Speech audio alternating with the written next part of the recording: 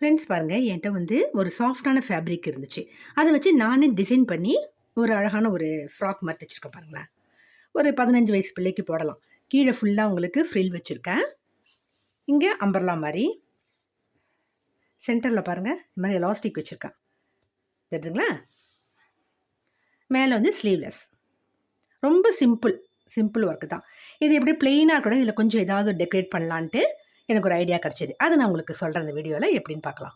நான் இப்போ வந்து ஸ்டோன் வச்சு தான் இதை நான் ஒர்க் பண்ண போகிறேன். நம்ம ஒர்க் பண்ணுறது முன்னாடி இதுக்கு கீழே வந்து அடுத்த உங்களுக்கு அந்த ஃபேப்ரிக்கில் படாமல் இருக்கிறதுக்கு நம்ம ஏதாவது ஒரு வேஸ்ட்டு துணியோ அல்லது பேப்பரோ யூஸ் பண்ணிக்கலாம். அது கீழே வச்சுட்டு நம்ம ஒட்டும் போது அது வந்து அடுத்த துணியில் ஒட்டாது. அதுக்காக நம்ம அதை கீழே வைக்கிறோம்.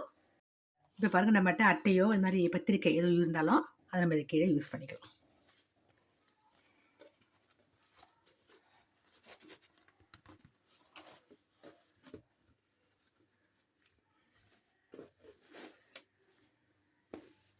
கரெக்டாக நம்ம சென்டர் எடுத்துக்கணும். சென்டரில் கரெக்டாக நம்ம இப்போ குறிச்சிக்கலாம். இப்போ பாருங்கள், கரெக்டாக நம்ம சென்டரில் மார்க் பண்ணியாச்சு. இப்போ இது மாதிரி கோல்டு செயின் உங்களுக்கு கடையில் கிடைக்கும். இந்த மாதிரி நீங்கள் வாங்கிக்கோங்க. இதை வச்சு நம்ம டெக்கரேட் பண்ணும்போது உங்களுக்கு நல்ல ஒர்த்தாக தெரியும் இந்த ட்ரெஸ்ஸை பார்க்கறதுக்கு. இதுக்கு நம்ம வந்து இந்த க்ளூ தான் யூஸ் பண்ண போகிறோம். இந்த க்ளூவில் ஒட்டிட்டிங்கன்னா திரும்ப பிச்சு எடுக்கிறது ரொம்ப கஷ்டமாக இருக்கும். அது மாதிரி அவ்வளோ நல்லா இருக்கும்னு வச்சுக்கிங்களேன். இதை வச்சு நீங்கள் ஒட்டிக்கலாம். ஒட்டி முடித்த பிறகு இது மேலே நீங்கள் பின்பக்கமாக திருப்பி ஒரு நாள் கழித்து பின்பக்கமாக திருப்பி அதில் ஹைன் பண்ணிட்டீங்கன்னா அது பிச்சுக்கிட்டு வரவே வராது. அந்த ஃபேப்ரிக்கை விட்டே வராது. அவ்வளோ ஸ்ட்ராங்காக அது ஒட்டிக்கும்.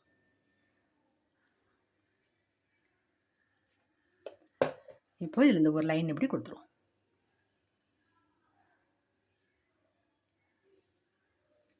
திருப்பிக்காமல் பார்த்து வைக்கணும்.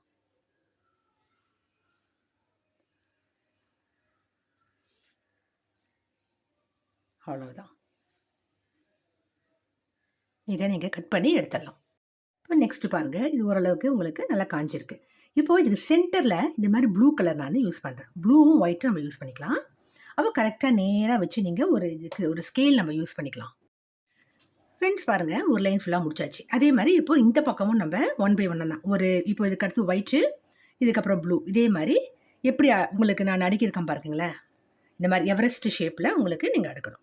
ஓகேவா? இதே மாதிரி இந்த பக்கமும் அடிக்கிட்டு நம்ம பார்க்கலாம். ஃப்ரெண்ட் பாருங்கள், ஒரு சைடு ஃபுல்லாக முடிச்சிட்டோம். இப்போ அதே மாதிரி இந்த பக்கமும் செய்வோம். இந்த மாதிரி நான் பீஸாக வெட்டி வச்சுக்கிட்டேன். ஓரளவுக்கு நமக்கு தெரியும் இல்லைங்களா? அது மாதிரி வெட்டி வச்சுக்கேன். அல்லது நீங்கள் நீட்டாக இருக்கிறதையே அளவெடுத்து வெட்டிக்கங்க. இப்போது அதே மாதிரி ஒரு ப்ளூ வந்துருச்சு. ப்ளூக்கு அப்புறம் ஒயிட்டு. இந்த மாதிரி பார்த்துக்கிட்டு வெட்டிக்க வேண்டியது தான். இப்படி வச்சு பாருங்கள். இதே அளவு இருக்கணும். இந்த பக்கம் என்ன வச்சுருக்கோமோ அந்த அளவுக்கே வரா மாதிரி இதை கட் பண்ணி எடுத்துக்கணும்.